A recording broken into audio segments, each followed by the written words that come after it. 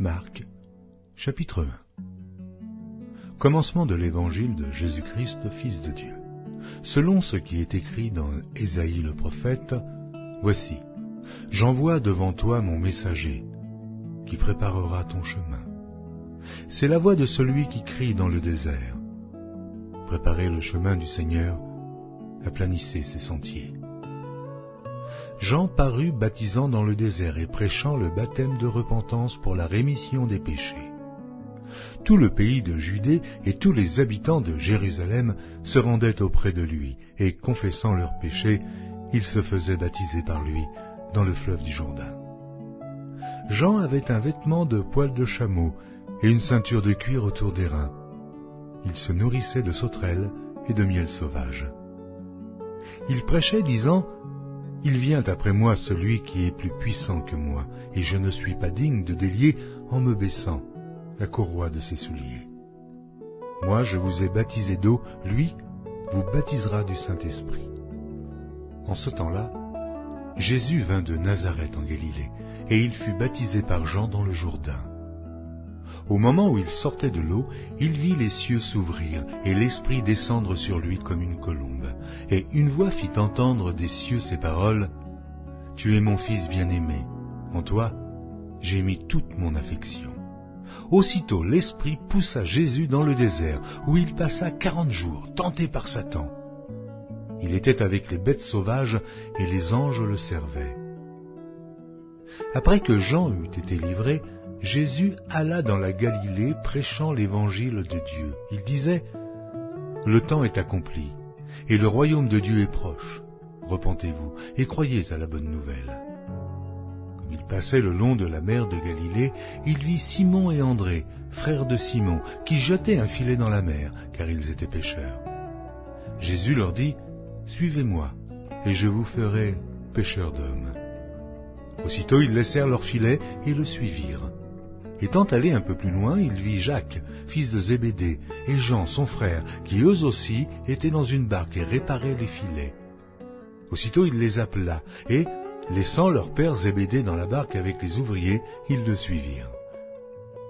Ils se rendirent à Capernaum, et, le jour du Shabbat, Jésus entra d'abord dans la synagogue, et il enseigna. Ils étaient frappés de sa doctrine, car il enseignait comme ayant autorité, et non pas comme les scribes. Il se trouva dans leur synagogue un homme qui avait un esprit impur, et qui s'écria, « Qu'y a-t-il entre nous et toi, Jésus de Nazareth? Es-tu venu ici pour nous perdre?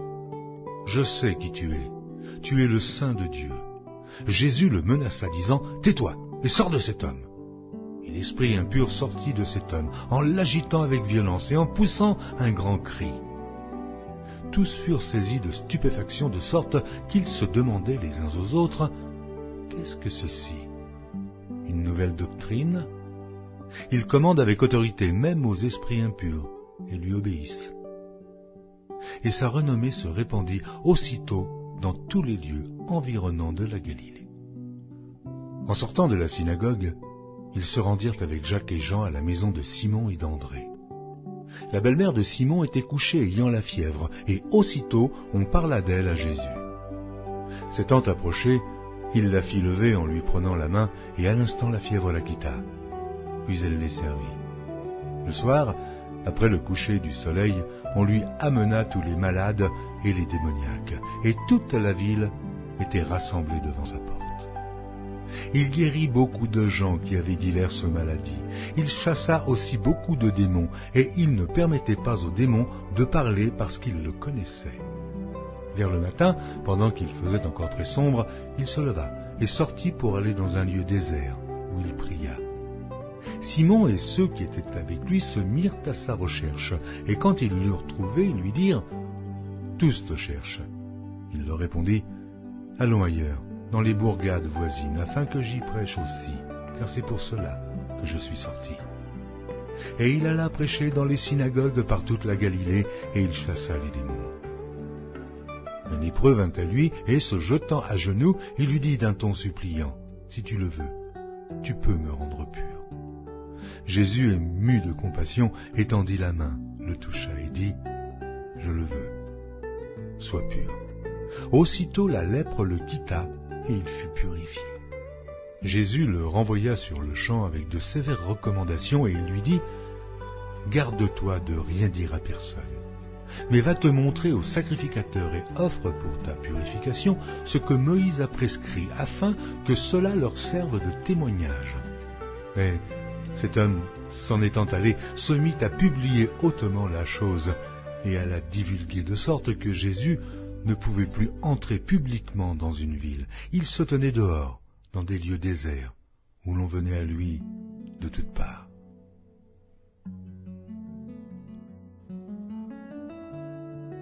Marc, chapitre 2. Quelques jours après, Jésus revint à Capernaum. On apprit qu'il était à la maison, et il s'assembla un si grand nombre de personnes que l'espace devant la porte ne pouvait plus les contenir. Il leur annonçait la parole. Des gens vinrent à lui, amenant un paralytique porté par 4 hommes. Comme ils ne pouvaient l'aborder à cause de la foule, ils découvrirent le toit de la maison où il était, et ils descendirent par cette ouverture le lit sur lequel le paralytique était couché. Jésus, voyant leur foi, dit au paralytique, « Mon enfant, tes péchés sont pardonnés. » Il y avait là quelques scribes qui étaient assis et qui se disaient au-dedans d'eux, « Comment cet homme parle-t-il ainsi? Il blasphème. Qui peut pardonner les péchés si ce n'est Dieu seul ?» Jésus, ayant aussitôt connu par son esprit ce qu'ils pensaient au-dedans d'eux, leur dit, « Pourquoi avez-vous de telles pensées dans vos cœurs? Lequel est le plus aisé de dire au paralytique, tes péchés sont pardonnés, ou de dire, lève-toi, prends ton lit et marche? Or, afin que vous sachiez que le Fils de l'homme a sur la terre le pouvoir de pardonner les péchés, je te l'ordonne, dit-il au paralytique, lève-toi, prends ton lit, et va dans ta maison. Et à l'instant, il se leva, prit son lit et sortit en présence de tout le monde, de sorte qu'ils étaient tous dans l'étonnement et glorifiaient Dieu, disant, nous n'avons jamais vu rien de pareil. Jésus sortit de nouveau du côté de la mer. Toute la foule venait à lui, et il les enseignait.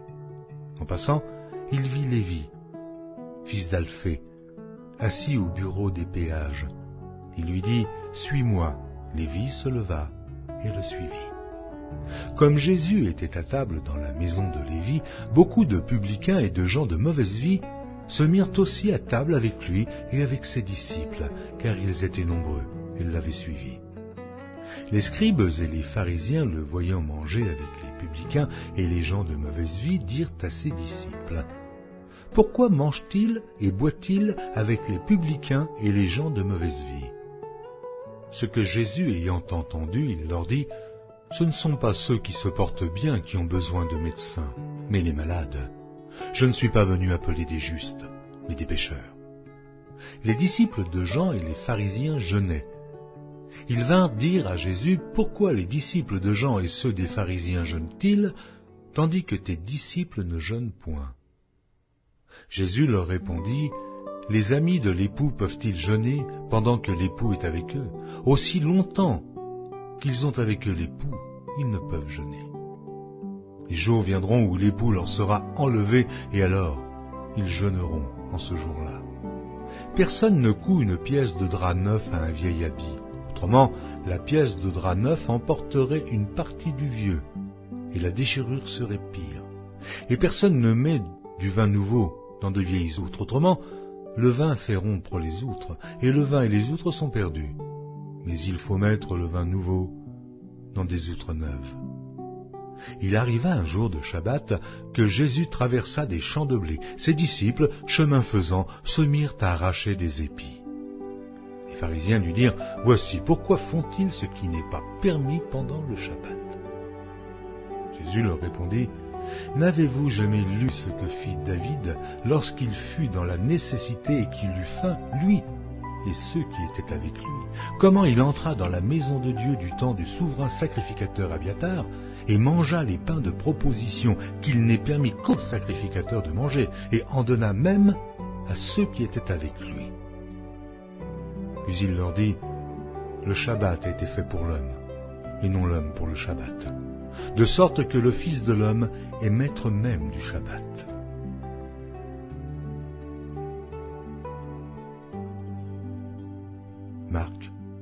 Chapitre 3. Jésus entra de nouveau dans la synagogue. Il s'y trouvait un homme qui avait la main sèche. Ils observaient Jésus pour voir s'il le guérirait le jour du Shabbat. C'était afin de pouvoir l'accuser. Il dit à l'homme qui avait la main sèche, « Lève-toi là au milieu. » Puis il leur dit, « Est-il permis le jour du Shabbat de faire du bien ou de faire du mal, de sauver une personne ou de la tuer ?» Mais ils gardèrent le silence. Alors, promenant ses regards sur eux avec indignation et en même temps affligé de l'endurcissement de leur cœur, il dit à l'homme, « Étends ta main. » Il l'étendit et sa main fut guérie. Les pharisiens sortirent et aussitôt ils se consultèrent avec les Hérodiens sur les moyens de le faire périr. Jésus se retira vers la mer avec ses disciples. Une grande multitude le suivit de la Galilée et de la Judée et de Jérusalem et de l'Idumée et d'au-delà du Jourdain et des environs de Tyr et de Sidon. Une grande multitude, apprenant tout ce qu'il faisait, vint à lui. Il chargea ses disciples de tenir toujours à sa disposition une petite barque, afin de ne pas être pressés par la foule. Car comme il guérissait beaucoup de gens, tous ceux qui avaient des maladies se jetaient sur lui pour le toucher. Les esprits impurs, quand ils le voyaient, se prosternaient devant lui et s'écriaient « Tu es le Fils de Dieu !» Mais il leur recommandait très sévèrement de ne pas le faire connaître. Il monta ensuite sur la montagne et appela ceux qu'il voulut, et ils vinrent auprès de lui. Il en établit 12 pour les avoir avec lui et pour les envoyer prêcher avec le pouvoir de chasser les démons.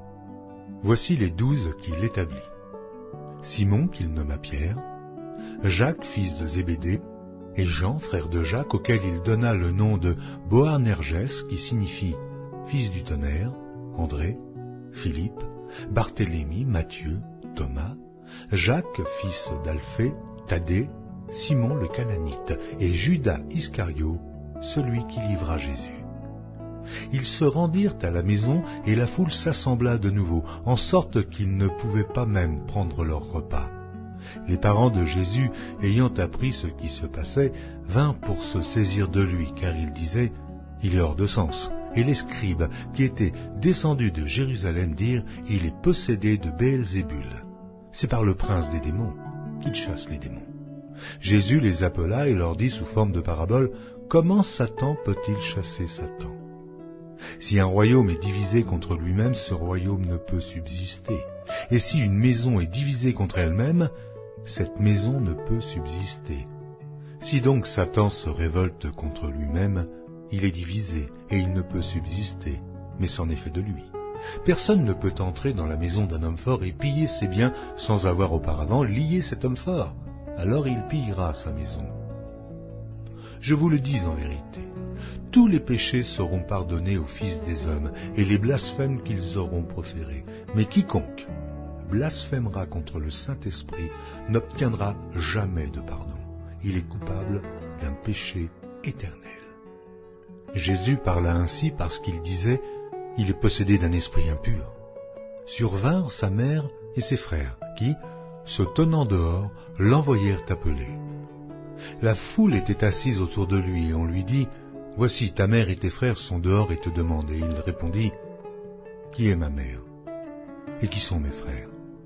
Puis, jetant les regards sur ceux qui étaient assis autour de lui, « Voici, dit-il, ma mère et mes frères, car quiconque fait la volonté de Dieu, celui-là est mon frère, ma sœur et ma mère. »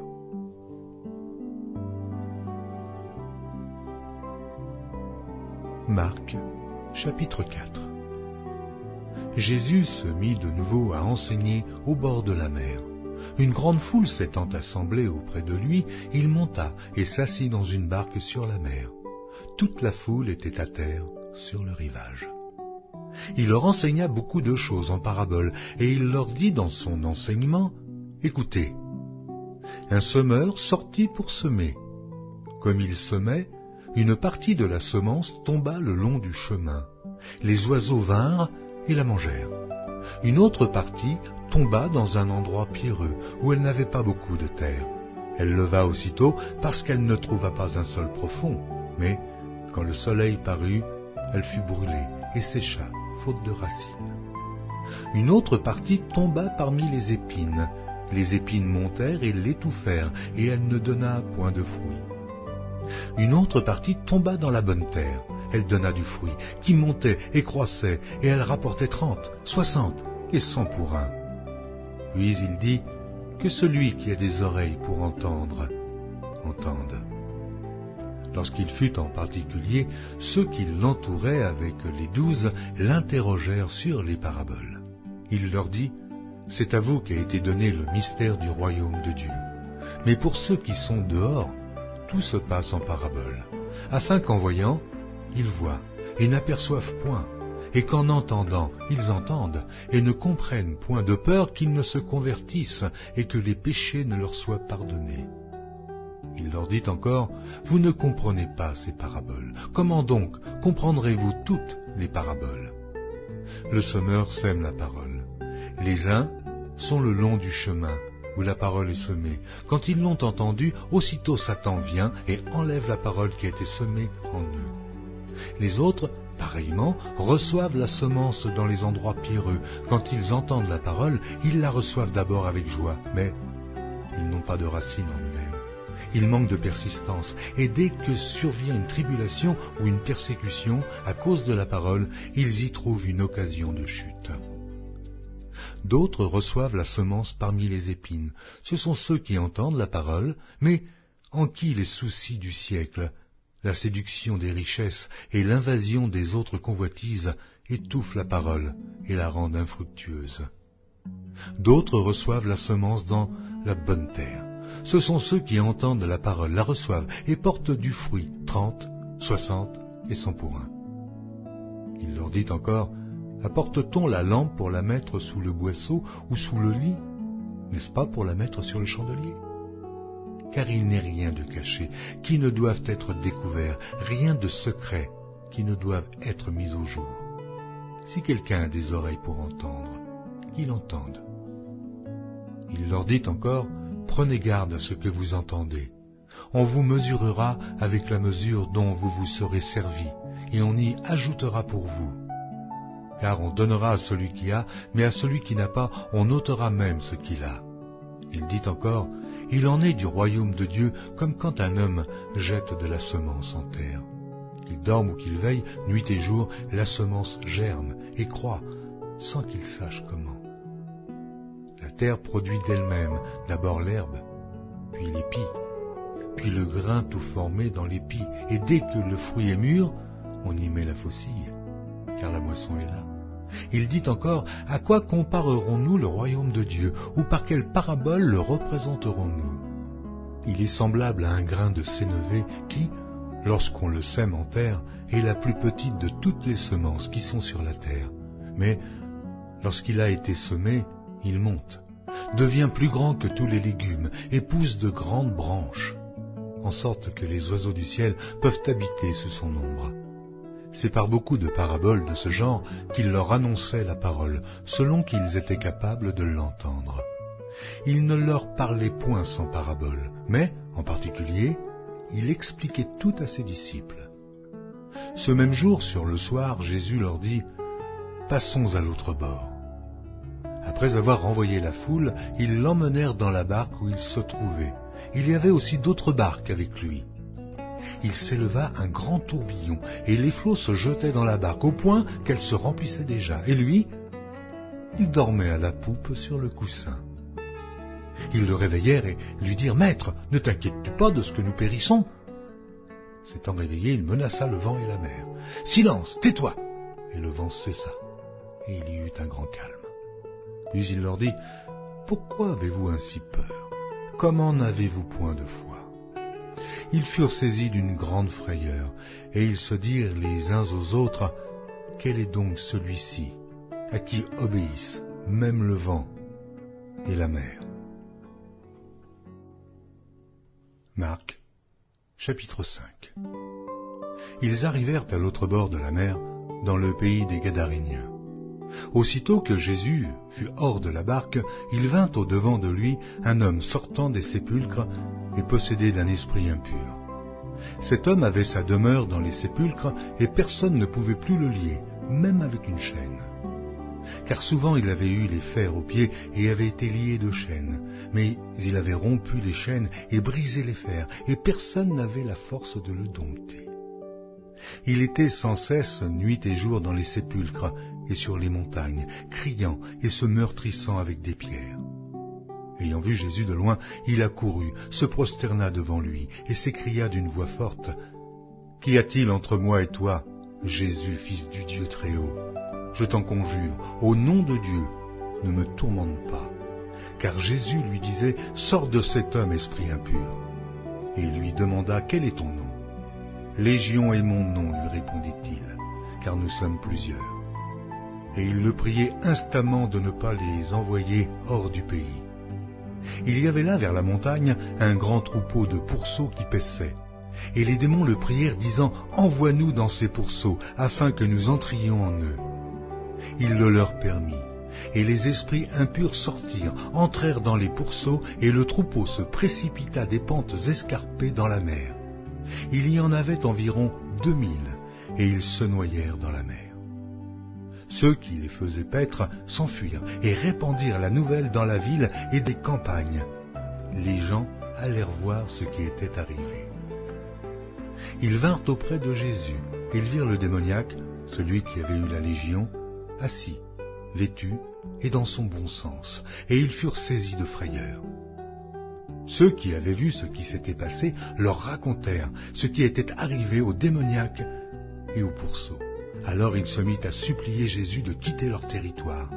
Comme il montait dans la barque, celui qui avait été démoniaque lui demanda la permission de rester avec lui. Jésus ne le lui permit pas, mais il lui dit, « Va dans ta maison, vers les tiens, et raconte-leur tout ce que le Seigneur t'a fait et comment il a eu pitié de toi. » Il s'en alla et se mit à publier dans la Décapole tout ce que Jésus avait fait pour lui, et tous furent dans l'étonnement. Jésus, dans la barque, regagna l'autre rive, où une grande foule s'assembla près de lui. Il était au bord de la mer. Alors vint un des chefs de la synagogue, nommé Jaïrus, qui, l'ayant aperçu, se jeta à ses pieds et lui adressa cette instante prière. « Ma petite fille est à l'extrémité, viens. Impose-lui les mains, afin qu'elle soit sauvée et qu'elle vive. » Jésus s'en alla avec lui, et une grande foule le suivait et le pressait. Or, il y avait une femme atteinte d'une perte de sang depuis 12 ans. Elle avait beaucoup souffert entre les mains de plusieurs médecins. Elle avait dépensé tout ce qu'elle possédait, et elle n'avait éprouvé aucun soulagement, mais était allée plutôt en empirant. Ayant entendu parler de Jésus, elle vint dans la foule par derrière et toucha son vêtement, car elle disait, « Si je puis seulement toucher ses vêtements, je serai guérie. » Au même instant, la perte de sang s'arrêta, et elle sentit dans son corps qu'elle était guérie de son mal. Jésus connut aussitôt en lui-même qu'une force était sortie de lui, et, se retournant au milieu de la foule, il dit, « Qui a touché mes vêtements ?» Ses disciples lui dirent, « Tu vois la foule qui te presse et tu dis qui m'a touché ?» Et il regardait autour de lui pour voir celle qui avait fait cela. La femme, effrayée et tremblante, sachant ce qui s'était passé en elle, vint se jeter à ses pieds et lui dit toute la vérité. Mais Jésus lui dit, « Ma fille, ta foi t'a sauvée. Va en paix et sois guérie de ton mal. » Comme il parlait encore, survinrent de chez le chef de la synagogue des gens qui dirent, « Ta fille est morte, pourquoi importuner davantage le maître ?» Mais Jésus, sans tenir compte de ces paroles, dit au chef de la synagogue, « Ne crains pas, crois seulement. » Et il ne permit à personne de l'accompagner, si ce n'est à Pierre, à Jacques et à Jean, frère de Jacques. Ils arrivèrent à la maison du chef de la synagogue, où Jésus vit une foule bruyante et des gens qui pleuraient, qui poussaient de grands cris. Il entra et leur dit, « Pourquoi faites-vous du bruit et pourquoi pleurez-vous? L'enfant n'est pas morte, mais elle dort. » Et il se moquait de lui. Alors, ayant fait sortir tout le monde, il prit avec lui le père et la mère de l'enfant et ceux qui l'avaient accompagné, et il entra où était l'enfant. Il la saisit par la main et lui dit, « Talitha Kumi, ce qui signifie « Jeune fille, lève-toi, je te le dis ». Aussitôt la jeune fille se leva et se mit à marcher, car elle avait 12 ans, et ils furent dans un grand étonnement. Jésus leur adressa de fortes recommandations pour que personne ne sût la chose, et il dit qu'on donna à manger à la jeune fille.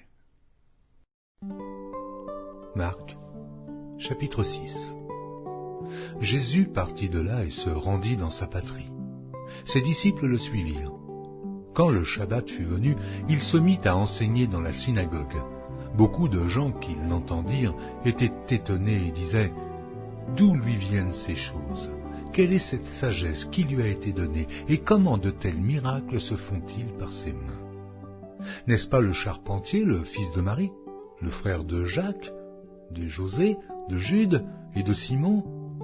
Et ses sœurs ne sont-elles pas ici parmi nous ?»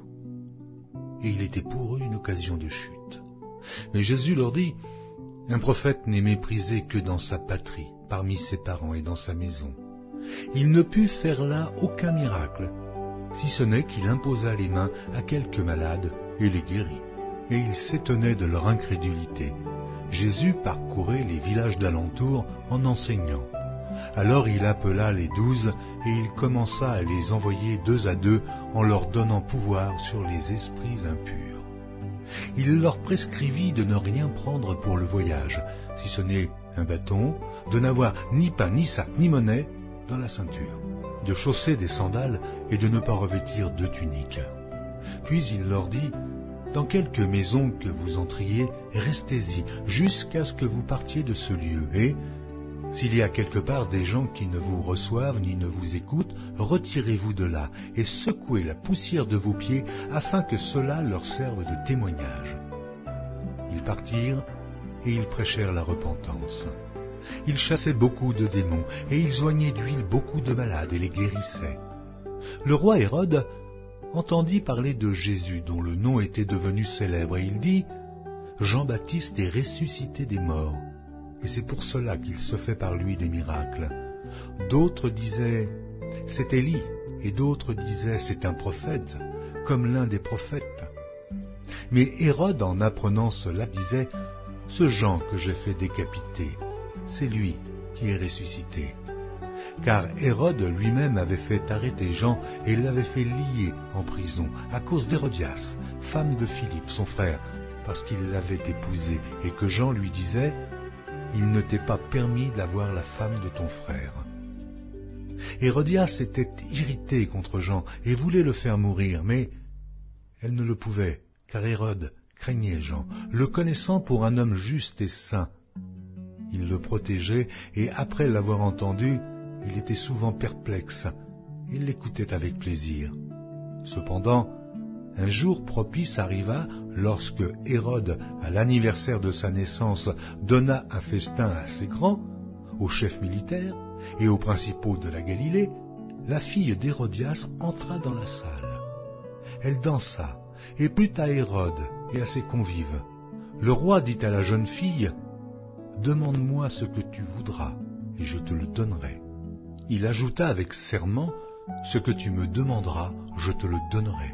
Fût-ce la moitié de mon royaume. » Étant sortie, elle dit à sa mère, « Que demanderai-je » Et sa mère répondit, « La tête de Jean-Baptiste. » Elle s'empressa de rentrer aussitôt vers le roi et lui fit cette demande, « Je veux que tu me donnes à l'instant, sur un plat, la tête de Jean-Baptiste. » Le roi fut attristé, mais à cause de ses serments et des convives, il ne voulut pas lui faire un refus. Il envoya sur le champ un garde avec ordre d'apporter la tête de Jean-Baptiste. Le garde alla décapiter Jean dans la prison et apporta la tête sur un plat. Il la donna à la jeune fille et la jeune fille la donna à sa mère. Les disciples de Jean, ayant appris cela, vinrent prendre son corps et le mirent dans un sépulcre. Les apôtres s'étant rassemblés auprès de Jésus, lui racontèrent tout ce qu'ils avaient fait et tout ce qu'ils avaient enseigné. Jésus leur dit, « Venez à l'écart dans un lieu désert et reposez-vous un peu, car il y avait beaucoup d'allants et de venants, et ils n'avaient même pas pris le temps de manger. » Ils partirent donc dans une barque pour aller à l'écart dans un lieu désert. Beaucoup de gens les virent s'en aller, et ils les reconnurent, et de toutes les villes on accourut à pied, et on les devança au lieu où ils se rendaient. Quand il sortit de la barque, Jésus vit une grande foule et fut ému de compassion pour eux, parce qu'ils étaient comme des brebis qui n'ont point de berger, et il se mit à leur enseigner beaucoup de choses. Comme l'heure était déjà avancée, ses disciples s'approchèrent de lui et dirent « Ce lieu est désert, et l'heure est déjà avancée. Renvoie-les, afin qu'ils aillent dans les campagnes et dans les villages des environs pour s'acheter de quoi manger. » Jésus leur répondit « Donnez-leur vous-même à manger. » Et ils lui dirent « Irions-nous acheter des pains pour 200 deniers et leur donnerions-nous à manger ?» Il leur dit « Combien avez-vous de pain ? Allez voir. » Et ils s'en assurèrent et répondirent « 5 et 2 poissons. » Alors il leur commanda de les faire tous asseoir par groupes sur l'herbe verte, et ils s'assirent par rangées de 100 et de 50. Il prit les 5 pains et les 2 poissons, et, levant les yeux vers le ciel, il rendit grâce. Puis il rompit les pains, et il les donna aux disciples, afin qu'ils les distribuassent à la foule. Il partagea aussi les 2 poissons entre tous. Tous mangèrent et furent rassasiés. Et l'on emporta 12 paniers, pleins de morceaux de pain, et de ce qui restait des poissons. Ceux qui avaient mangé les pains étaient 5000 hommes. Aussitôt après, il obligea ses disciples à monter dans la barque et à passer avant lui de l'autre côté, vers Bethsaïda, pendant que lui-même renverrait la foule. Quand il l'eut renvoyé, il s'en alla sur la montagne pour prier. Le soir étant venu, la barque était au milieu de la mer et Jésus était seul à terre. Il vit qu'ils avaient beaucoup de peine à ramer, car le vent leur était contraire. À la 4e veille de la nuit environ, il alla vers eux, marchant sur la mer, et il voulait les dépasser. Quand ils le virent marcher sur la mer, ils crurent que c'était un fantôme, et ils poussèrent des cris, car ils le voyaient tous, et ils étaient troublés. Aussitôt Jésus leur parla et leur dit « Rassurez-vous, c'est moi, n'ayez pas peur. » Puis il monta vers eux dans la barque, et le vent cessa. Ils furent en eux-mêmes tous stupéfaits et remplis d'étonnement, car ils n'avaient pas compris le miracle des pains parce que leur cœur était endurci. Après avoir traversé la mer, ils vinrent dans le pays de Génézareth, et ils abordèrent. Quand ils furent sortis de la barque, les gens, ayant aussitôt reconnu Jésus, parcoururent tous les environs, et l'on se mit à apporter les malades sur des lits, partout où l'on apprenait qu'il était. En quelques lieues qu'il arriva dans les villages, dans les villes ou dans les campagnes, on mettait les malades sur les places publiques, et on le priait de leur permettre seulement de toucher le bord de son vêtement, et tous ceux qui le touchaient étaient guéris. Marc, chapitre 7. Les pharisiens et quelques scribes venus de Jérusalem s'assemblèrent auprès de Jésus. Ils virent quelques-uns de ses disciples prendre leur repas avec des mains impures, c'est-à-dire non lavées. Or les pharisiens et tous les juifs ne mangent pas sans s'être lavés soigneusement les mains, conformément à la tradition des anciens. Et quand ils reviennent de la place publique, ils ne mangent qu'après s'être purifiés. Oh, ils ont encore beaucoup d'autres observances traditionnelles, comme le lavage des coupes, des cruches et des vases d'airain. Et les pharisiens et les scribes lui demandèrent « Pourquoi tes disciples ne suivent-ils pas la tradition des anciens, mais prennent-ils leur repas avec des mains impures ?» Jésus leur répondit « Hypocrite, Ésaïe a bien prophétisé sur vous, ainsi qu'il est écrit « Ce peuple m'honore des lèvres, mais son cœur est éloigné de moi. » C'est en vain qu'il m'honore, en donnant des préceptes qui sont des commandements d'hommes. Vous abandonnez le commandement de Dieu et vous observez la tradition des hommes. Il leur dit encore, vous anéantissez fort bien le commandement de Dieu pour garder votre tradition, car Moïse a dit, honore ton père et ta mère. Et celui qui maudira son père ou sa mère sera puni de mort. Mais vous, vous dites, si un homme dit à son père ou à sa mère, ce dont j'aurais pu t'assister est corban, c'est-à-dire une offrande à Dieu, vous ne le laissez plus rien faire, pour son père ou pour sa mère, annulant ainsi la parole de Dieu par votre tradition que vous avez établie, et vous faites beaucoup d'autres choses semblables. » Ensuite, ayant de nouveau appelé la foule à lui, il lui dit, « Écoutez-moi tous et comprenez. Il n'est hors de l'homme rien qui, entrant en lui, puisse le souiller. Mais ce qui sort de l'homme, c'est ce qui le souille. Si quelqu'un a des oreilles pour entendre, qu'il entende. » Lorsqu'il fut entré dans la maison, loin de la foule, ses disciples l'interrogèrent sur cette parabole. Il leur dit, « Vous aussi, êtes-vous donc sans intelligence? Ne comprenez-vous pas que rien de ce qui du dehors entre dans l'homme ne peut le souiller? Car cela n'entre pas dans son cœur, mais dans son ventre, puis s'en va dans des lieux secrets, qui purifient tous les aliments. » Il dit encore, « Ce qui sort de l'homme, c'est ce qui souille l'homme. Car c'est du dedans, c'est du cœur des hommes que sortent les mauvaises pensées, les adultères, les impudicités, les meurtres, les vols, les cupidités, les méchancetés, la fraude, le dérèglement, le regard envieux, la calomnie, l'orgueil, la folie. Toutes ces choses sont mauvaises et sortent du dedans et souillent l'homme. » Jésus, étant parti de là, s'en alla dans le territoire de Tyr et de Sidon. Il entra dans une maison désirant que personne ne le sût, mais il ne put rester caché. Car une femme, dont la fille était possédée d'un esprit impur, entendit parler de Jésus et vint se jeter à ses pieds. Cette femme était grecque, syro-phénicienne d'origine. Elle le pria de chasser le démon hors de sa fille.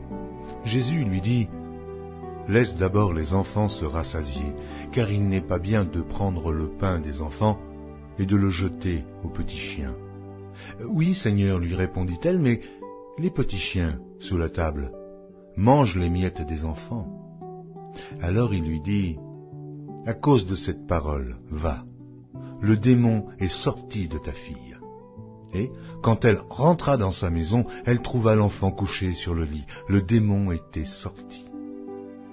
Jésus quitta le territoire de Tyr et revint par Sidon, vers la mer de Galilée, en traversant le pays de la Décapole. On lui amena un sourd, qui avait de la difficulté à parler, et on le pria de lui imposer les mains. Il le prit à part, loin de la foule, lui mit les doigts dans les oreilles et lui toucha la langue avec sa propre salive. Puis, levant les yeux au ciel, il soupira et dit « Ephata », c'est-à-dire « Ouvre-toi ». Ainsi ses oreilles s'ouvrirent, sa langue se délia, et il parla très bien. Jésus leur recommanda de n'en parler à personne, mais plus il le leur recommanda, plus ils le publièrent. Ils étaient dans le plus grand étonnement et disaient « Il fait tout à merveille. Même il fait entendre les sourds et parler les muets. »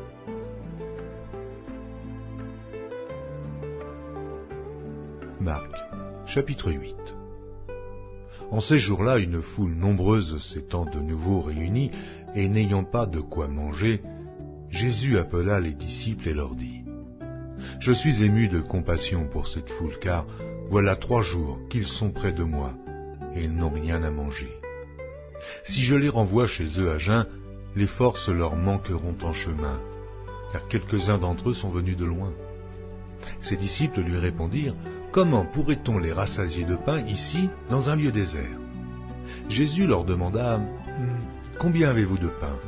7, répondit-il. Alors il fit asseoir la foule par terre, prit les 7 pains et, après avoir rendu grâce, il les rompit et les donna à ses disciples pour les distribuer. Et ils les distribuèrent à la foule. Il avait encore quelques petits poissons, et Jésus, ayant rendu grâce, les fit aussi distribuer. Ils mangèrent et furent rassasiés, et l'on emporta 7 corbeilles pleines de morceaux qui restaient. Ils étaient environ 4000 hommes. Ensuite, Jésus les renvoya. Aussitôt, il monta dans la barque avec ses disciples, et se rendit dans la contrée de Dalmanuta. Les pharisiens survinrent, se mirent à discuter avec Jésus, et, pour l'éprouver, lui demandèrent un signe venant du ciel. Jésus, soupirant profondément en son esprit, dit, « Pourquoi cette génération demande-t-elle un signe? Je vous le dis en vérité, Il ne sera point donné de signe à cette génération. » Puis il les quitta et remonta dans la barque pour passer sur l'autre bord. Les disciples avaient oublié de prendre des pains. Il n'en avait qu'un seul avec eux dans la barque. Jésus leur fit cette recommandation. « Gardez-vous avec soin du levain des pharisiens et du levain d'Hérode. » Les disciples raisonnaient entre eux et disaient « C'est parce que nous n'avons pas de pain. » Jésus, l'ayant connu, leur dit « Pourquoi raisonnez-vous sur ce que vous n'avez pas de pain? Êtes-vous encore sans intelligence et ne comprenez-vous pas? Avez-vous le cœur endurci? Ayant des yeux, ne voyez-vous pas? Ayant des oreilles, n'entendez-vous pas? Et n'avez-vous point de mémoire? Quand j'ai rompu les 5 pains pour les 5000 hommes, combien de paniers pleins de morceaux avez-vous emporté? 12, lui répondirent-ils. Et quand j'ai rompu les 7 pains pour les 4000 hommes, combien de corbeilles pleines de morceaux avez-vous emporté? 7, répondirent-ils. Et il leur dit, ne comprenez-vous pas encore? Ils se rendirent à Bethsaïda, et on amena vers Jésus un aveugle, qu'on le pria de toucher. Il prit l'aveugle par la main, et le conduisit hors du village, puis il lui mit de la salive sur les yeux, lui imposa les mains, et lui demanda s'il voyait quelque chose. Il regarda et dit, « J'aperçois les hommes, mais j'en vois comme des arbres, et qui marchent. » Jésus lui mit de nouveau les mains sur les yeux, et, quand l'aveugle regarda fixement, il fut guéri, et vit tout distinctement. Alors Jésus le renvoya dans sa maison en disant, « N'entre pas au village. » Jésus s'en alla avec ses disciples dans les villages de Césarée de Philippe, et il leur posa en chemin cette question, « Qui dit-on que je suis ?» Ils répondirent, « Jean-Baptiste, les autres, Élie, les autres l'un des prophètes, et vous, leur demanda-t-il, « Qui dites-vous que je suis ?» Pierre lui répondit, « Tu es le Christ. » Jésus leur recommanda sévèrement de ne dire cela de lui à personne. Alors il commença à leur apprendre qu'il fallait que le Fils de l'homme souffrit beaucoup, qu'il fût rejeté par les anciens, par les principaux sacrificateurs et par les scribes, qu'il fût mis à mort et qu'il ressuscita 3 jours après. Il leur disait ces choses ouvertement, et Pierre, l'ayant pris à part, se mit à le reprendre. Mais Jésus, se retournant et regardant ses disciples, réprimanda Pierre et dit, « Arrière de moi, Satan, car tu ne conçois pas les choses de Dieu, tu n'as que des pensées humaines. » Puis, ayant appelé la foule avec ses disciples, il leur dit, « Si quelqu'un veut venir après moi, qu'il renonce à lui-même, qu'il se charge de sa croix et qu'il me suive. Car celui qui voudra sauver sa vie la perdra, mais celui qui perdra sa vie à cause de moi et de la bonne nouvelle la sauvera. Et que sert-il à un homme de gagner tout le monde s'il perd son âme? Que donnerait un homme en échange de son âme? Car quiconque aura honte de moi et de mes paroles, au milieu de cette génération adultère et pécheresse, le Fils de l'homme aussi aura honte de lui quand il viendra dans la gloire de son Père avec les saints anges. Marc, chapitre 9. Il leur dit encore, « Je vous le dis en vérité, quelques-uns de ceux qui sont ici ne mourront point, qu'ils n'aient vu le royaume de Dieu venir avec puissance. » 6 jours après, Jésus prit avec lui Pierre, Jacques et Jean, et il les conduisit seuls à l'écart sur une haute montagne. Il fut transfiguré devant eux. Ses vêtements devinrent resplendissants, et d'une telle blancheur qu'il n'est pas de foulon sur la terre qui puisse blanchir ainsi. Élie et Moïse leur apparurent, s'entretenant avec Jésus.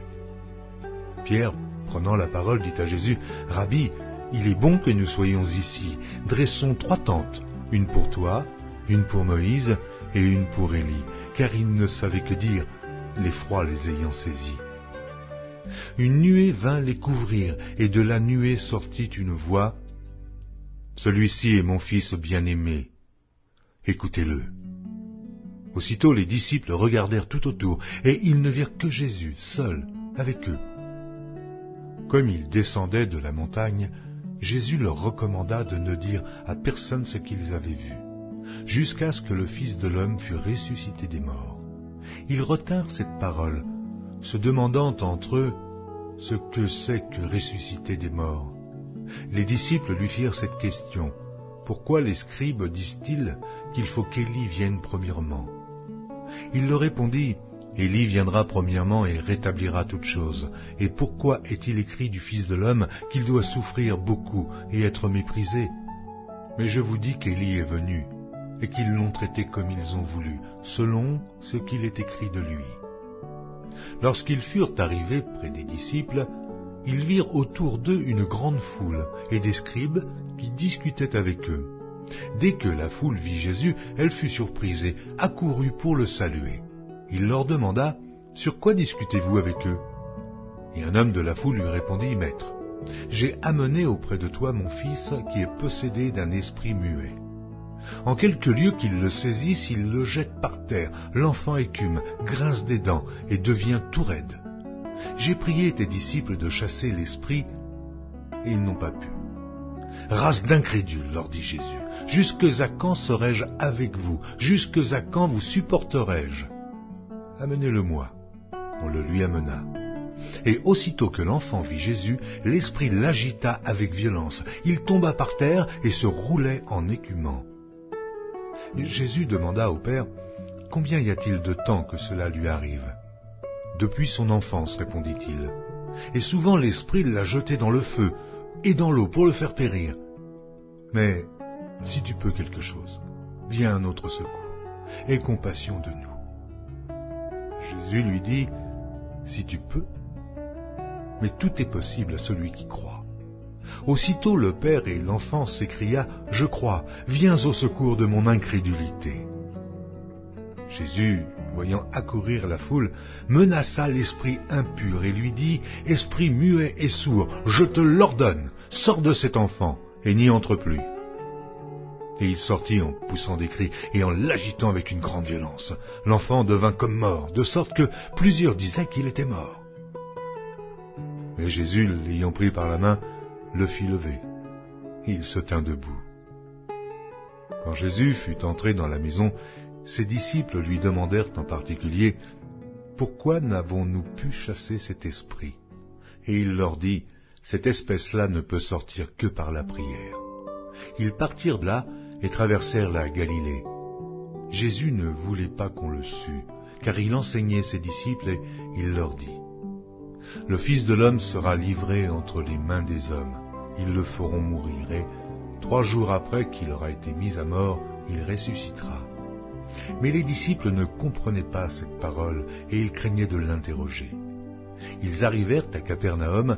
Lorsqu'il fut dans la maison, Jésus leur demanda: « De quoi discutiez-vous en chemin ?» Mais ils gardèrent le silence, car en chemin, ils avaient discuté entre eux pour savoir qui était le plus grand. Alors il s'assit, appela les 12 et leur dit: « Si quelqu'un veut être le premier, il sera le dernier de tous et le serviteur de tous. » Il prit un petit enfant, le plaça au milieu d'eux, et l'ayant pris dans ses bras, il leur dit: « Quiconque reçoit en mon nom un de ces petits enfants me reçoit moi-même, et quiconque me reçoit, reçoit non pas moi, mais celui qui m'a envoyé. » Jean lui dit: « Maître, nous avons vu un homme qui chasse les démons en ton nom, et nous l'en avons empêché parce qu'il ne nous suit pas. » « Ne l'en empêchez pas, répondit Jésus, car il n'est personne qui, faisant un miracle en mon nom, puisse aussitôt après parler mal de moi.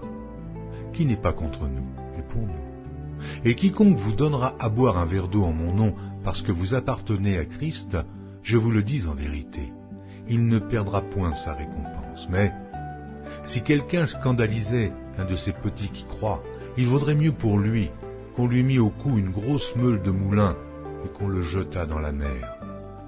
Si ta main est pour toi une occasion de chute, coupe-la.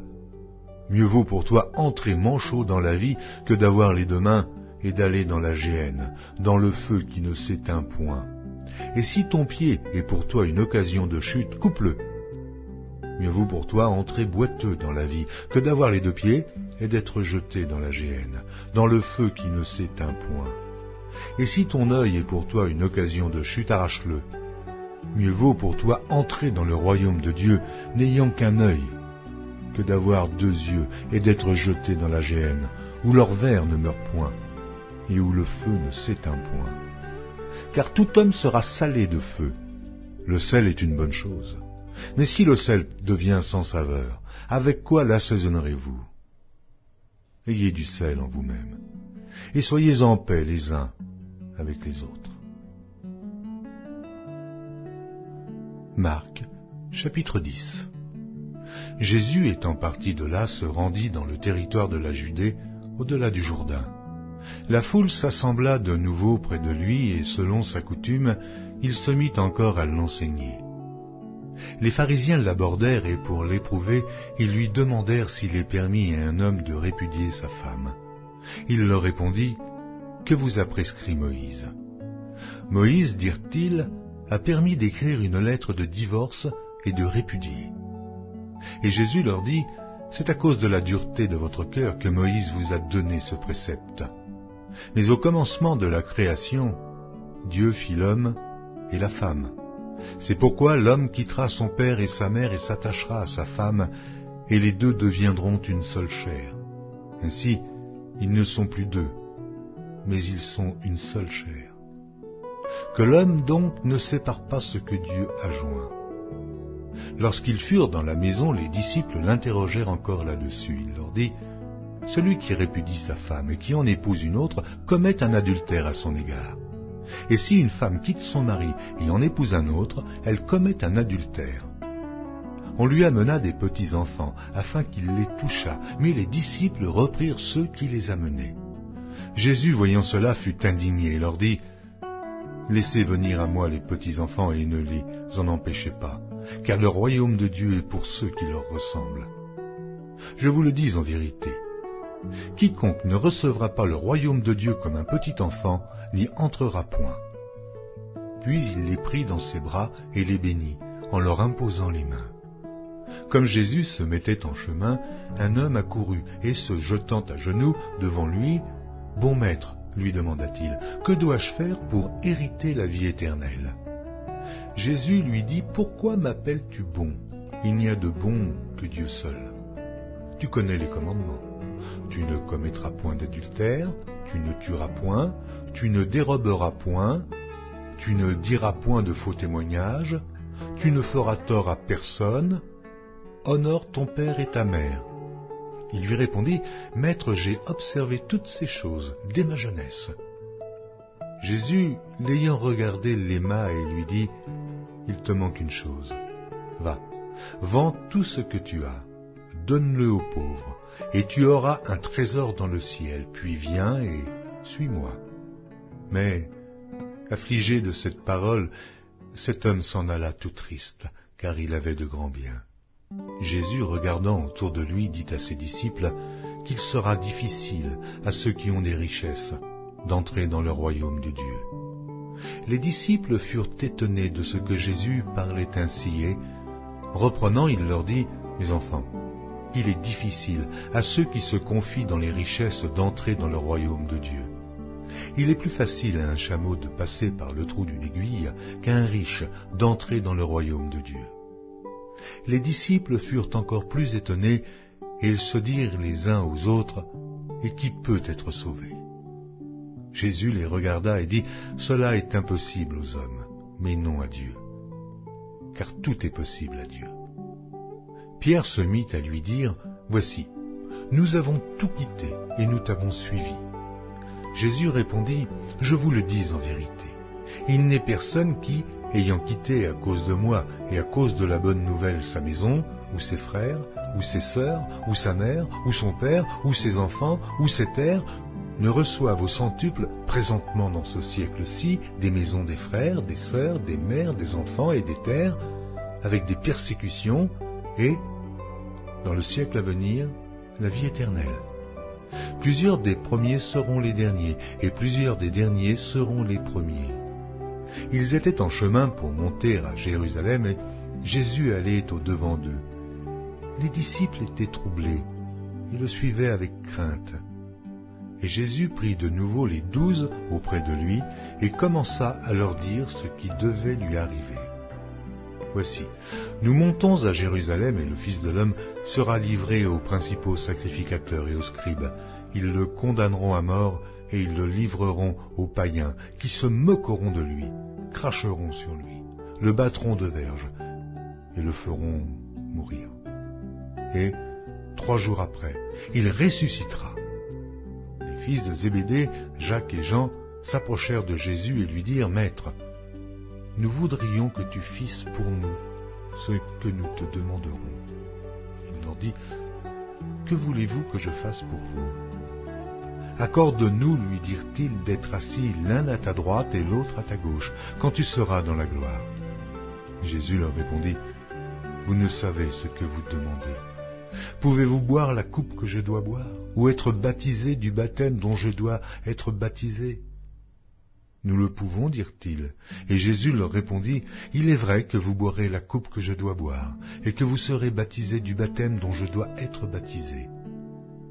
Mais pour ce qui est d'être assis à ma droite ou à ma gauche, cela ne dépend pas de moi, et ne sera donné qu'à ceux à qui cela est réservé. » Les 10, ayant entendu cela, commencèrent à s'indigner contre Jacques et Jean.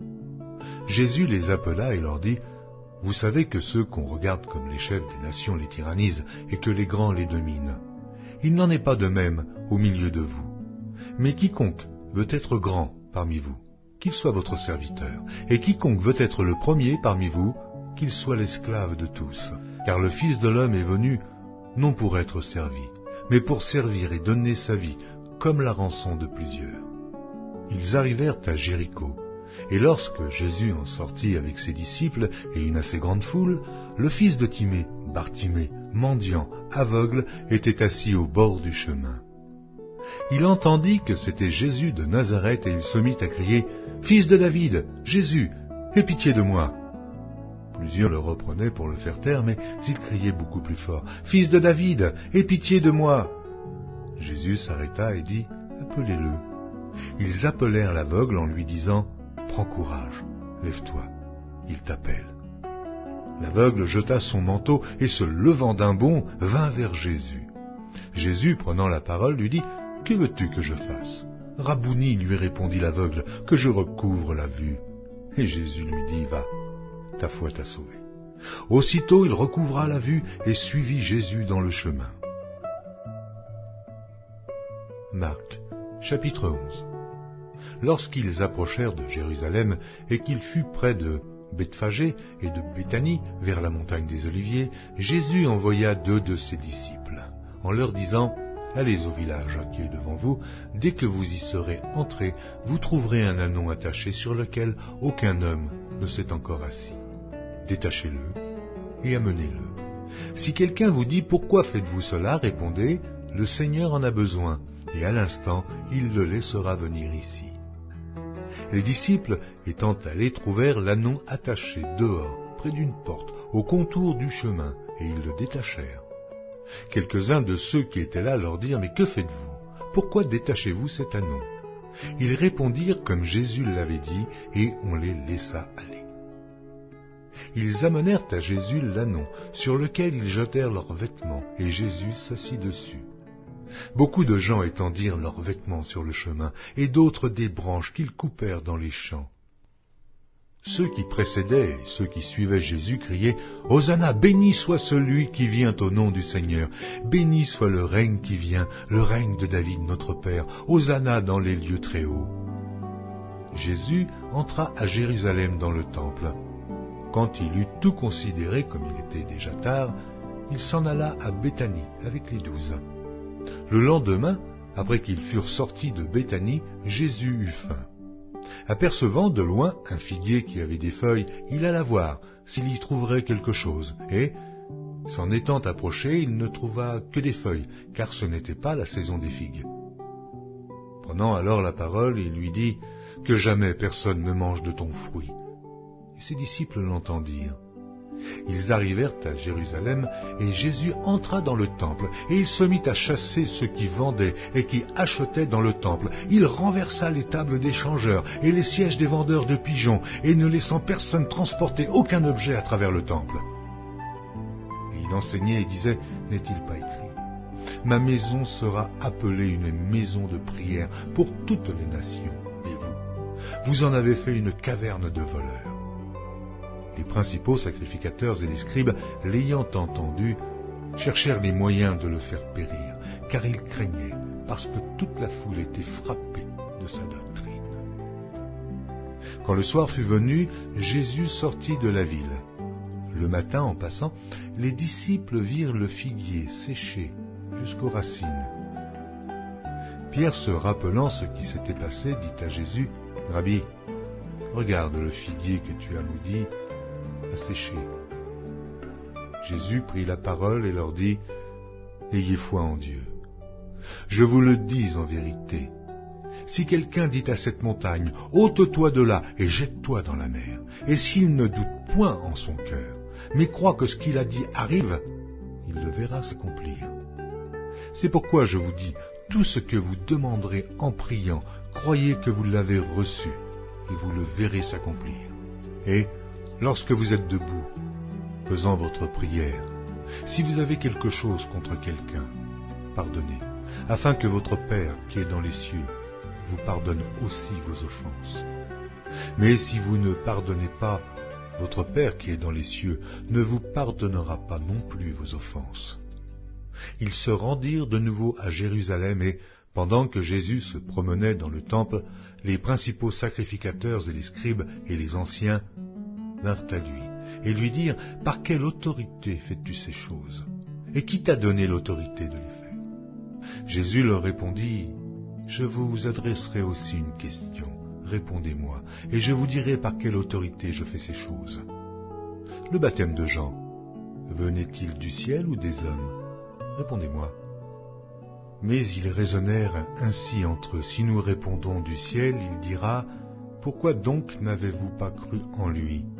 Et si nous répondons des hommes, ils craignaient le peuple, car tous tenaient réellement Jean pour un prophète.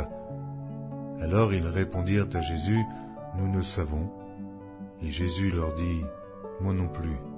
Je ne vous dirai pas par quelle autorité je fais ces choses. » Marc, chapitre 12. Jésus se mit ensuite à leur parler en parabole. Un homme planta une vigne. Il l'entoura d'une haie, creusa un pressoir et bâtit une tour. Puis il la ferma à des vignerons et quitta le pays. Au temps de la récolte, il envoya un serviteur vers les vignerons pour recevoir d'eux une part du produit de la vigne. S'étant saisis de lui, ils le battirent et le renvoyèrent à vide. Il envoya de nouveau vers eux un autre serviteur. Ils le frappèrent à la tête et l'outragèrent. Il en envoya un troisième qu'ils tuèrent, puis plusieurs autres qu'ils battirent ou tuèrent. Il avait encore un fils bien-aimé. Il l'envoya vers eux, le dernier, en disant « Ils auront du respect pour mon fils. » Mais ces vignerons dirent entre eux « Voici l'héritier, venez, tuons-le, et l'héritage sera à nous. » Et ils se saisirent de lui, le tuèrent et le jetèrent hors de la vigne. Maintenant, que fera le maître de la vigne? Il viendra, fera périr les vignerons et il donnera la vigne à d'autres. N'avez-vous pas lu cette parole de l'Écriture? La pierre qu'ont rejetée ceux qui bâtissaient est devenue la principale de l'angle. C'est par la volonté du Seigneur qu'elle l'est devenue. Et c'est un prodige à nos yeux? Ils cherchaient à se saisir de lui, mais ils craignaient la foule. Ils avaient compris que c'était pour eux que Jésus avait dit cette parabole, et ils le quittèrent et s'en allèrent. Ils envoyèrent auprès de Jésus quelques-uns des pharisiens et des hérodiens, afin de le surprendre par ses propres paroles. Et ils vinrent lui dire, « Maître, nous savons que tu es vrai, et que tu ne t'inquiètes de personne, car tu ne regardes pas à l'apparence des hommes, et tu enseignes la voie de Dieu selon la vérité. Est-il permis ou non de payer le tribut à César? Devons-nous payer ou ne pas payer? Jésus, connaissant leur hypocrisie, leur répondit, « Pourquoi me tentez-vous? Apportez-moi un denier afin que je le voie. » Ils en apportèrent un, et Jésus leur demanda de qui sont cette effigie et cette inscription. « De César, lui répondirent-ils. Alors il leur dit, « Rendez à César ce qui est à César, et à Dieu ce qui est à Dieu. » Et ils furent à son égard dans l'étonnement. Les Sadducéens, qui disent qu'il n'y a point de résurrection, vinrent auprès de Jésus et lui firent cette question, « Maître, voici ce que Moïse nous a prescrit. Si le frère de quelqu'un meurt et laisse une femme sans avoir d'enfant, son frère épousera sa veuve et suscitera une postérité à son frère. Or, il y avait 7 frères. Le premier se maria et mourut sans laisser de postérité. Le second prit la veuve pour femme et mourut sans laisser de postérité. Et il en fut de même du troisième, et aucun des 7 ne laissa de postérité. Après eux tous, la femme mourut aussi. À la résurrection, duquel d'entre eux sera-t-elle la femme, car les 7 l'ont eue pour femme? Jésus leur répondit, « N'êtes-vous pas dans l'erreur parce que vous ne comprenez ni les Écritures, ni la puissance de Dieu? Car, à la résurrection des morts, les hommes ne prendront point de femmes, ni les femmes de mari, mais ils seront comme les anges dans les cieux. Pour ce qui est de la résurrection des morts, n'avez-vous pas lu dans le livre de Moïse ce que Dieu lui dit à propos du buisson? Je suis le Dieu d'Abraham, le Dieu d'Isaac et le Dieu de Jacob. Dieu n'est pas Dieu des morts, mais des vivants. Vous êtes grandement dans l'erreur. » Un des scribes qui les avait entendus discuter, sachant que Jésus avait bien répondu aux Sadducéens, s'approcha et lui demanda, « Quel est le premier de tous les commandements ?» Jésus répondit, « Voici le premier. Écoute, Israël, le Seigneur, notre Dieu est l'unique Seigneur, et tu aimeras le Seigneur ton Dieu de tout ton cœur, de toute ton âme, de toute ta pensée et de toute ta force. Voici le second. Tu aimeras ton prochain comme toi-même. Il n'y a pas d'autre commandement plus grand que cela. » Le scribe lui dit, « Bien, maître, tu as dit avec vérité que Dieu est unique et qu'il n'y en a point d'autre que lui, et que l'aimer de tout son cœur, de toute sa pensée, de toute son âme et de toute sa force, et aimer son prochain comme soi-même, c'est plus que tous les holocaustes et tous les sacrifices. » Jésus, voyant qu'il avait répondu avec intelligence, lui dit, « Tu n'es pas loin du royaume de Dieu. » Et personne n'osa pu lui proposer de questions. Jésus, continuant à enseigner dans le temple, dit, « Comment les scribes disent-ils que le Christ est fils de David?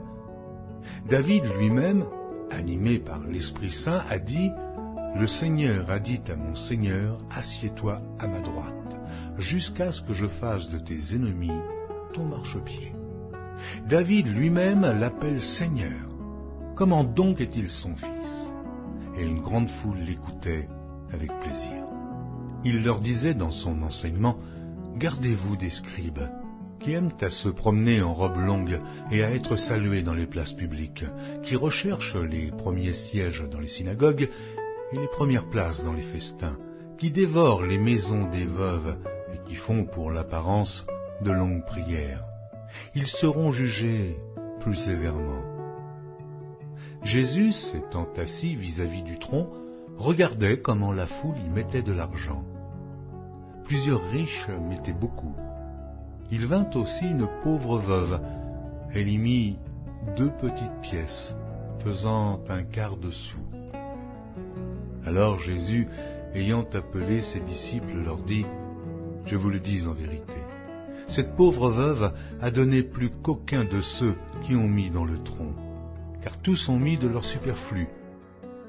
Mais elle a mis de son nécessaire, tout ce qu'elle possédait, tout ce qu'elle avait pour vivre. »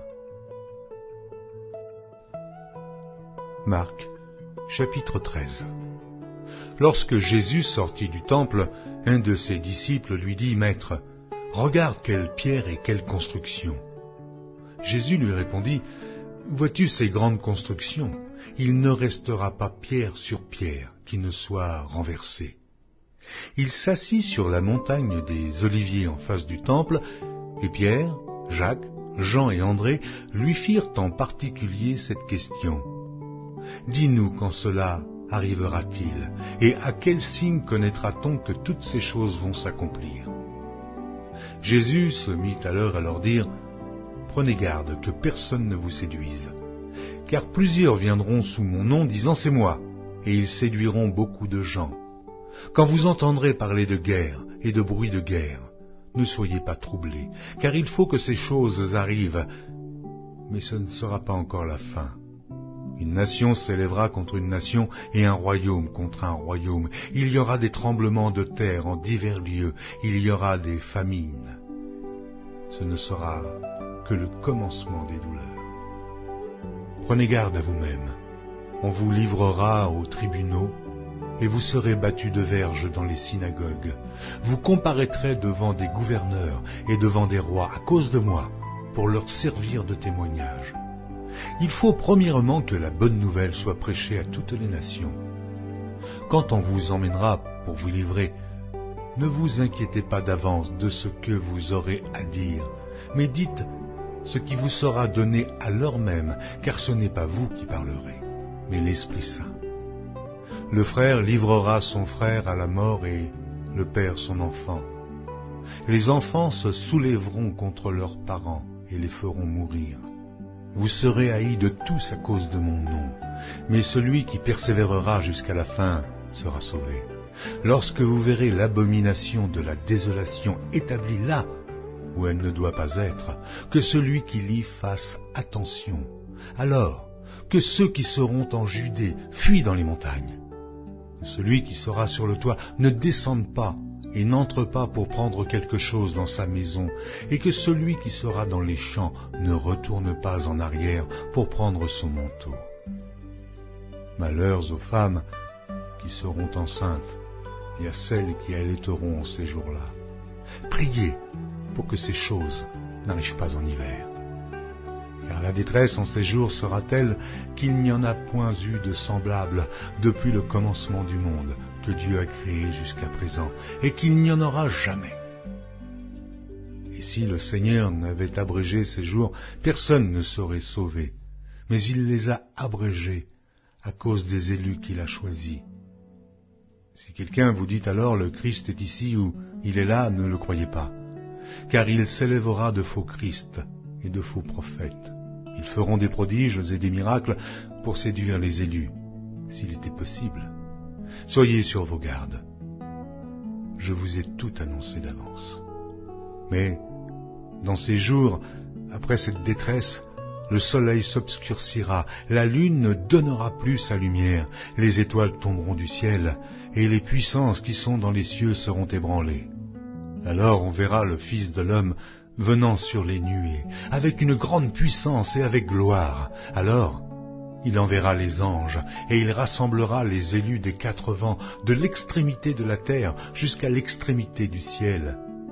Instruisez-vous par une comparaison tirée du figuier.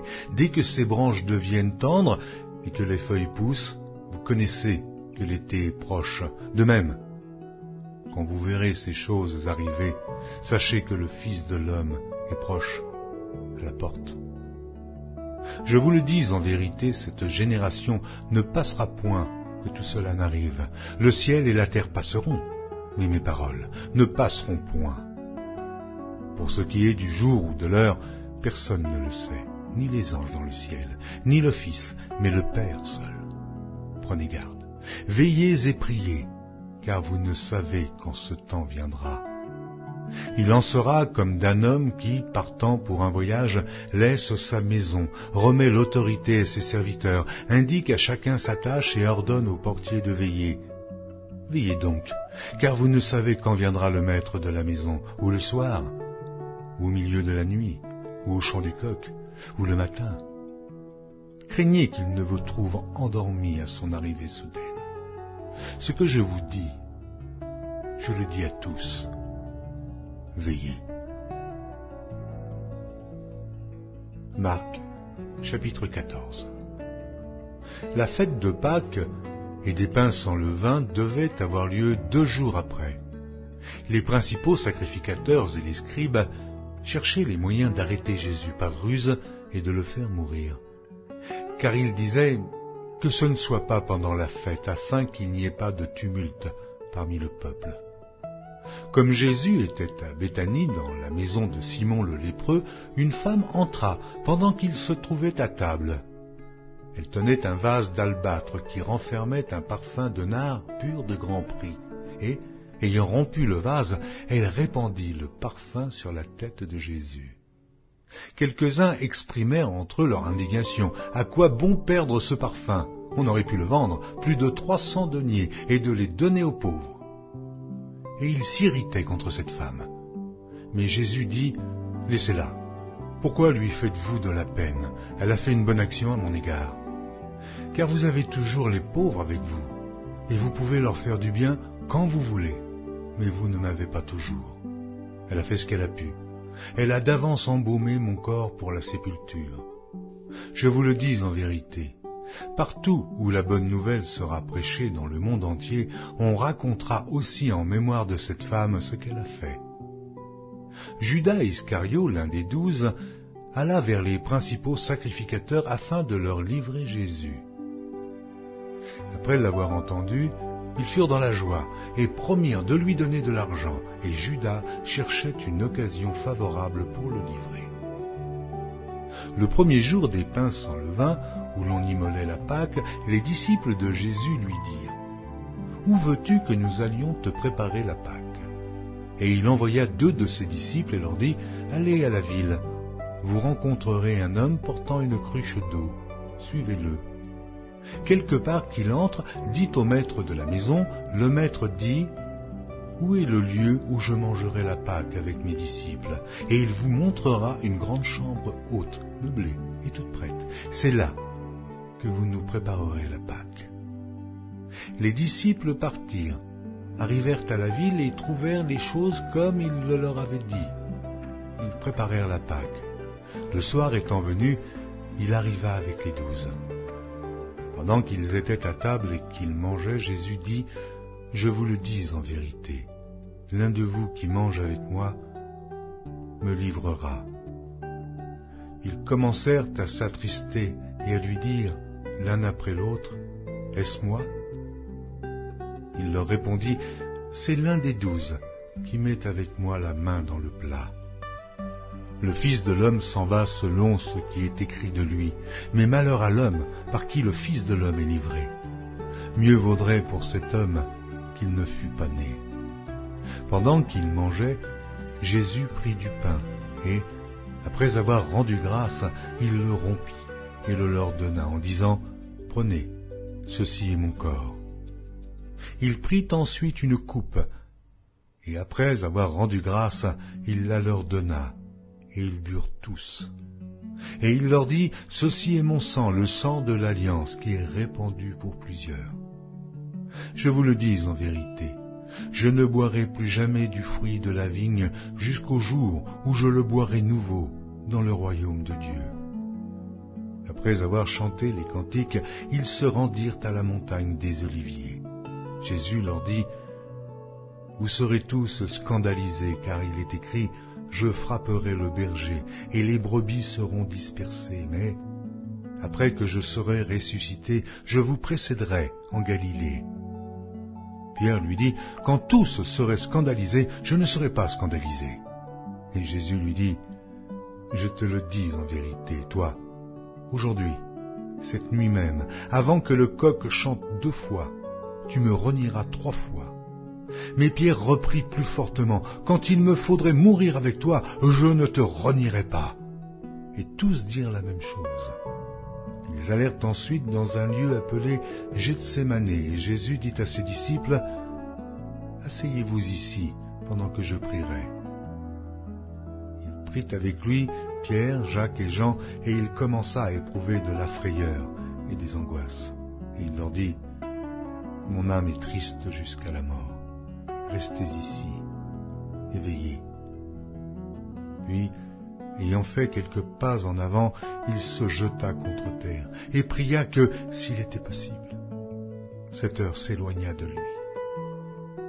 Il disait, « Abba, Père, toutes choses te sont possibles. Éloigne de moi cette coupe.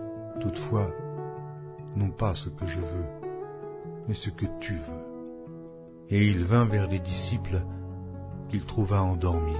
Et il dit à Pierre, « Simon, tu dors, tu n'as pu veiller 1 heure.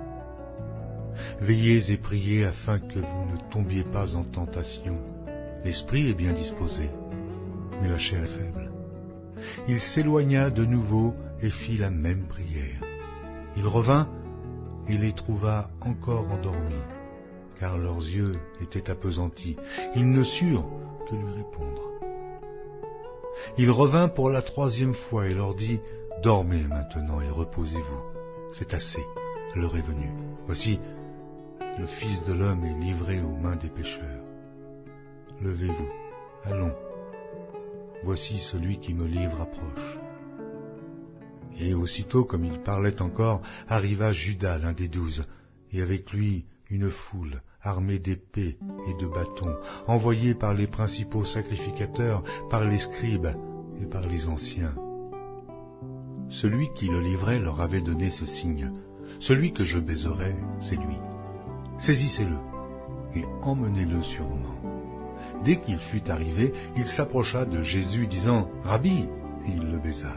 Alors, ces gens mirent la main sur Jésus et le saisirent. Un de ceux qui étaient là, tirant l'épée, frappa le serviteur du souverain sacrificateur et lui emporta l'oreille.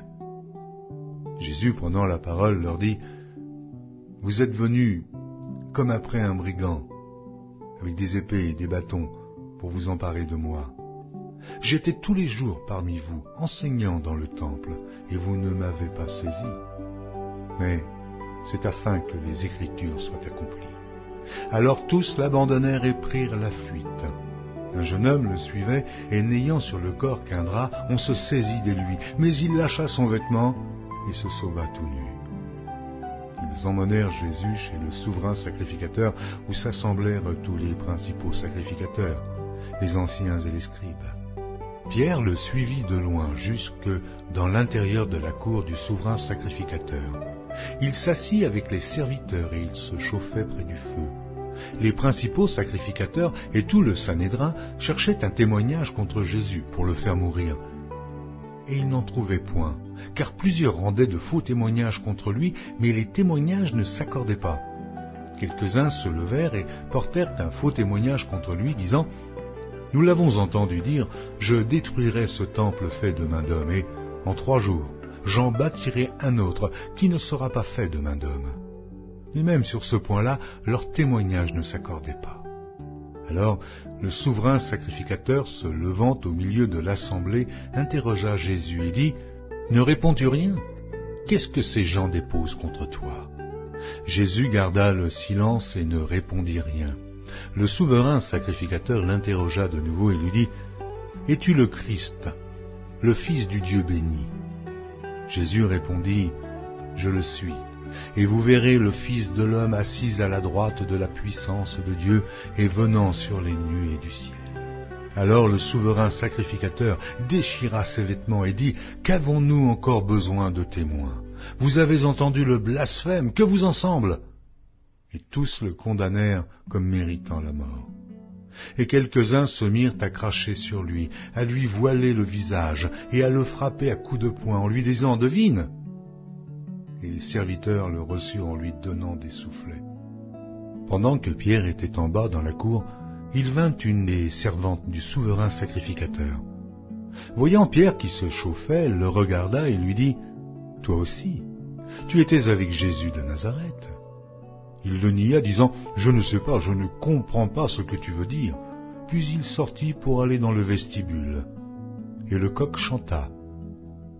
La servante, l'ayant vu, se mit de nouveau à dire à ceux qui étaient présents, « Celui-ci est de ces gens-là. » Et il le nia de nouveau. Peu après, ceux qui étaient présents dirent encore à Pierre, « Certainement, tu es de ces gens-là, car tu es galiléen. » Alors il commença à faire des imprécations et à jurer, « Je ne connais pas cet homme dont vous parlez. » Aussitôt, pour la seconde fois, le coq chanta. Et Pierre se souvint de la parole que Jésus lui avait dite. « Avant que le coq chante 2 fois, tu me renieras 3 fois. » Et en y réfléchissant, il pleurait. Marc, chapitre 15. Dès le matin, les principaux sacrificateurs tinrent conseil avec les anciens et les scribes et tout le Sanhédrin, et après avoir lié Jésus, ils l'emmenèrent et le livrèrent à Pilate. Pilate l'interrogea. « Es-tu le roi des Juifs ?» Jésus lui répondit, « Tu le dis. » Les principaux sacrificateurs portaient contre lui plusieurs accusations. Pilate l'interrogea de nouveau, « Ne réponds-tu rien ? Vois de combien de choses il t'accuse. » Et Jésus ne fit plus aucune réponse, ce qui étonna Pilate. À chaque fête, il relâchait un prisonnier, celui que demandait la foule. Il y avait en prison un nommé Barabbas avec ses complices, pour un meurtre qu'il avait commis dans une sédition. La foule, étant montée, se mit à demander ce qu'il avait coutume de leur accorder. Pilate leur répondit, « Voulez-vous que je vous relâche le roi des Juifs ?» Car il savait que c'était par envie que les principaux sacrificateurs l'avaient livré. Mais les chefs des sacrificateurs excitèrent la foule, afin que Pilate leur relâchât plutôt Barabbas. Pilate, reprenant la parole, leur dit, « Que voulez-vous donc que je fasse de celui que vous appelez le roi des Juifs ?» Ils crièrent de nouveau, « Crucifie-le » Pilate leur dit, « Mais quel mal a-t-il fait ?» Et ils crièrent encore plus fort, « Crucifie-le, crucifie-le » Pilate, voulant satisfaire la foule, leur relâcha Barabbas et, après avoir fait battre de verges Jésus, il leur livra pour être crucifié. Les soldats conduisirent Jésus dans l'intérieur de la cour, c'est-à-dire dans le prétoire, et ils assemblèrent toute la cohorte. Ils le revêtirent de pourpre et posèrent sur sa tête une couronne d'épines qu'ils avaient tressée. Puis ils se mirent à le saluer. « Salut, roi des Juifs !» Et ils lui frappaient la tête avec un roseau, crachaient sur lui, et, fléchissant les genoux, ils se prosternaient devant lui. Après s'être ainsi moqués de lui, ils lui ôtèrent la pourpre, lui remirent ses vêtements et l'emmenèrent pour le crucifier. Ils forcèrent à porter la croix de Jésus un passant qui revenait des champs, Simon de Cyrène, père d'Alexandre et de Rufus, et ils conduisirent Jésus au lieu nommé Golgotha, ce qui signifie lieu du crâne. Ils lui donnèrent à boire du vin mêlé de myrrhe, mais il ne le prit pas. Ils le crucifièrent et se partagèrent ses vêtements en tirant au sort pour savoir ce que chacun aurait. C'était la 3e heure quand ils le crucifièrent. L'inscription indiquant le sujet de sa condamnation portait ces mots, « Le roi des Juifs ». Ils crucifièrent avec lui 2 brigands, l'un à sa droite et l'autre à sa gauche. Ainsi fut accompli ce que dit l'Écriture. Il a été mis au nombre des malfaiteurs. Les passants l'injuriaient et secouaient la tête en disant, « Et toi, qui détruis le temple et qui le rebâtit en 3 jours? Sauve-toi toi-même en descendant de la croix. » Les principaux sacrificateurs aussi, avec les scribes, se moquaient entre eux et disaient, « Il a sauvé les autres, et il ne peut se sauver lui-même. Que le Christ, le roi d'Israël, descende maintenant de la croix, afin que nous voyions et que nous croyions. » Ceux qui étaient crucifiés avec lui l'insultaient aussi. La 6e heure étant venue, il y eut des ténèbres sur toute la terre, jusqu'à la 9e heure. Et à la 9e heure, Jésus s'écria d'une voix forte, « Eloi, Eloi, lama sabachthani » ce qui signifie « Mon Dieu, pourquoi m'as-tu abandonné ?» Quelques-uns de ceux qui étaient là, l'ayant entendu dire, « Voici, il appelle Élie. » Et l'un d'eux courut remplir une éponge de vinaigre, et l'ayant fixé à un roseau, il lui donna à boire en disant, « « Laissez, voyons si Élie viendra le descendre. » Mais Jésus, ayant poussé un grand cri, expira. Le voile du temple se déchira en deux, depuis le haut jusqu'en bas.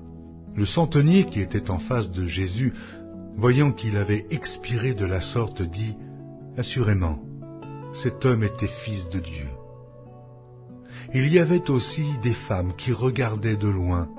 Parmi elles était Marie de Magdala, Marie, mère de Jacques le mineur, et de José et Salomé, qui le suivaient et le servaient lorsqu'ils étaient en Galilée, et plusieurs autres qui étaient montés avec lui à Jérusalem.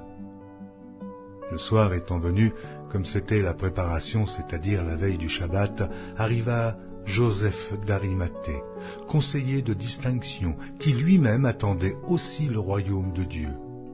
Il osa se rendre vers Pilate pour demander le corps de Jésus. Pilate s'étonna qu'il fût mort si tôt, fit venir le centenier et lui demanda s'il était mort depuis longtemps.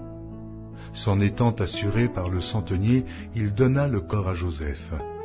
Et Joseph, ayant acheté un linceul, descendit Jésus de la croix, l'enveloppa du linceul et le déposa dans un sépulcre taillé dans le roc. Puis il roula une pierre à l'entrée du sépulcre.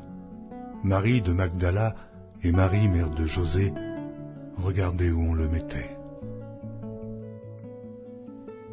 Marc, chapitre 16. Lorsque le Shabbat fut passé, Marie de Magdala, Marie, mère de Jacques et Salomé, achetèrent des aromates afin d'aller embaumer Jésus. Le premier jour de la semaine, elles se rendirent au sépulcre de grand matin, comme le soleil venait de se lever. Elles disaient entre elles, « Mais qui nous roulera la pierre loin de l'entrée du sépulcre ?» Et, levant les yeux, elles aperçurent que la pierre, qui était très grande, avait été roulée. Elles entrèrent dans le sépulcre, virent un jeune homme assis à droite vêtu d'une robe blanche, et elles furent épouvantées. Il leur dit, « Ne vous épouvantez pas, vous cherchez Jésus de Nazareth, qui a été crucifié. Il est ressuscité, il n'est point ici. Voici le lieu où on l'avait mis. Mais allez dire à ses disciples et à Pierre qu'il vous précède en Galilée. C'est là que vous le verrez, comme il vous l'a dit. » Elles sortirent du sépulcre et s'enfuirent. La peur et le trouble les avaient saisies, et elles ne dirent rien à personne à cause de leur effroi. Jésus, étant ressuscité le matin du premier jour de la semaine, apparut d'abord à Marie de Magdala, de laquelle il avait chassé 7 démons. Elle alla emporter la nouvelle à ceux qui avaient été avec lui et qui s'affligeaient et pleuraient. Quand ils entendirent qu'il vivait et qu'elle l'avait vu, ils ne le crurent point. Après cela, il apparut sous une autre forme à 2 d'entre eux qui étaient en chemin pour aller à la campagne. Ils revinrent l'annoncer aux autres, qui ne les crurent pas non plus. Enfin, il apparut aux 11, pendant qu'ils étaient à table, et il leur reprocha leur incrédulité et la dureté de leur cœur, parce qu'ils n'avaient pas cru ceux qui l'avaient vu ressusciter. Puis il leur dit, « Allez par tout le monde, et prêchez la bonne nouvelle à toute la création. Celui qui croira et qui sera baptisé sera sauvé, mais celui qui ne croira pas sera condamné. Voici les miracles qui accompagneront ceux qui auront cru. En mon nom, ils chasseront les démons. Ils parleront de nouvelles langues. Ils saisiront des serpents. S'ils boivent quelque breuvage mortel, ils ne leur feront point de mal. Ils imposeront les mains aux malades, et les malades seront guéris. » Le Seigneur, après leur avoir parlé, fut enlevé au ciel, et il s'assit à la droite de Dieu. Et ils s'en allèrent prêcher partout. Le Seigneur travaillait avec eux, et confirmait la parole par les miracles qui l'accompagnaient.